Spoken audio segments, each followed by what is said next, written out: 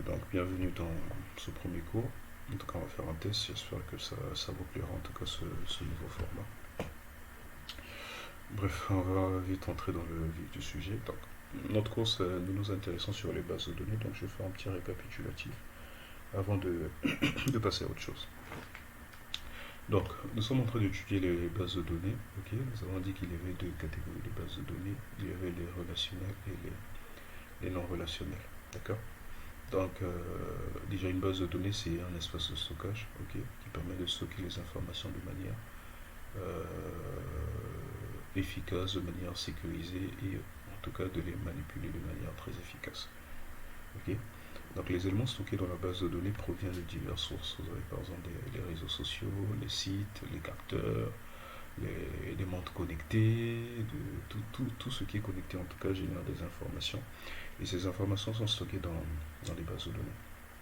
Alors vous, en tant que software development ou bien software engineer, vous serez généralement emmené à travailler avec des bases de données pour stocker les informations. Okay. Ces informations peuvent provenir de votre site, peuvent provenir de votre application ou de n'importe quoi en fait. Okay. Donc en gros, en tant que développeur logiciel, vous serez beaucoup emmené à utiliser les bases de données. Alors donc, nous parlions en tout cas des bases de données relationnelles qui sont des bases de données qui stockent les informations de manière bien structurée. Alors par bien structuré, nous avions dit que ça obéissait en fait à des informations, en fait à une structure bien précise. Donc, dans une base de données relationnelle, ce que vous faites, vous définissez la structure de votre base de données, vous spécifiez des contraintes, dans le sens où vous dites, bah, la base de données va contenir ça, ça, ça et ça. Et au moment d'enregistrer les informations, bah, vous devrez obéir aux contraintes que vous avez spécifiées. Okay. Alors, une base de données relationnelle stocke les informations sous forme de tables. Une table, en fait, c'est un tableau. Okay. Une table, c'est un tableau, ça... Ne vous cassez pas la tête, c'est en gros, lorsque vous stockez les données, les données sont stockées sous forme de tableau. Alors, qu'est-ce qui caractérise un tableau? Sur Word, vous avez par exemple le cas d'un tableau que je viens d'insérer. Un tableau est caractérisé par des colonnes et des lignes. Donc vous avez cette colonne, excusez-moi, vous avez cette colonne, vous avez cette colonne, vous avez ainsi de suite. Et les lignes, bah, vous avez cela. Ça, c'est une ligne. Et ça, c'est une ligne aussi. Ainsi de suite. Et donc, une base de données, c'est comme ça qu'elle est représentée.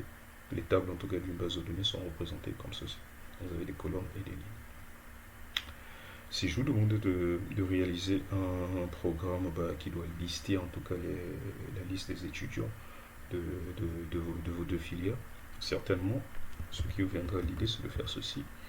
Numéro d'ordre, nom et prénom, filière, et on va dire niveau.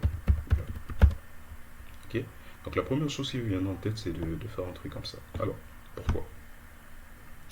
Certainement parce que la première ligne, en tout cas cette ligne-ci, est ce qu'on appelle par la ligne d'en-tête, qui vous permet donc de définir, en fait vous donne une idée sur les informations qui seront enregistrées par la suite, sur les lignes qui sont juste en dessous.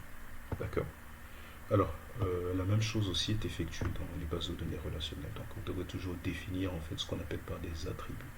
Les attributs, ce sont donc les différentes colonnes de ces lignes d'en-tête là. Donc vous allez devoir donner un nom à ces attributs, à ces champs, pour, en fait, qui vont caractériser également les informations que vous allez stocker. Et aussi, lorsque vous voudriez récupérer ces informations plus tard, vous allez utiliser les noms de ces attributs qui sont ici. Donc, la première ligne d'un tableau est appelée, en tout cas les premières colonnes, les colonnes qui se trouvent sur la première ligne sont appelées des champs ou des attributs qui permettent de caractériser, en tout cas, donner une idée sur les informations qui sont stockées dans ces cellules-là. Ensuite, les lignes qui viennent juste en dessous sont appelées des enregistrements. Donc ça renseigne en tout cas les informations, les différentes informations que vous allez enregistrer.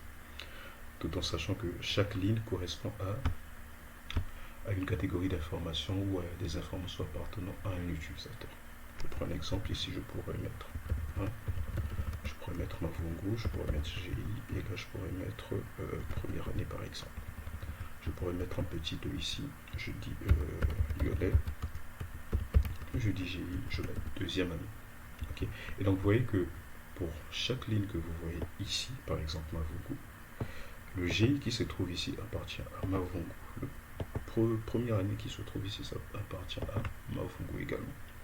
Et donc c'est ça en fait le concept des enregistrements. Donc un enregistrement, donc une ligne de votre tableau correspond en fait aux informations d'une personne en particulier. Okay, c'est une manière de parler.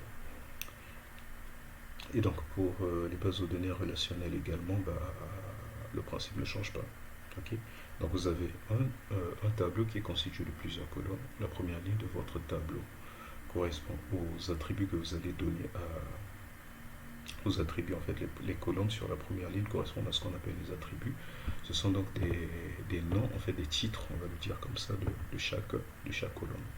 Et à partir de la deuxième ligne, donc les lignes qui suivent seront donc les enregistrements. Les enregistrements correspondent à une catégorie d'informations appartenant à un seul utilisateur.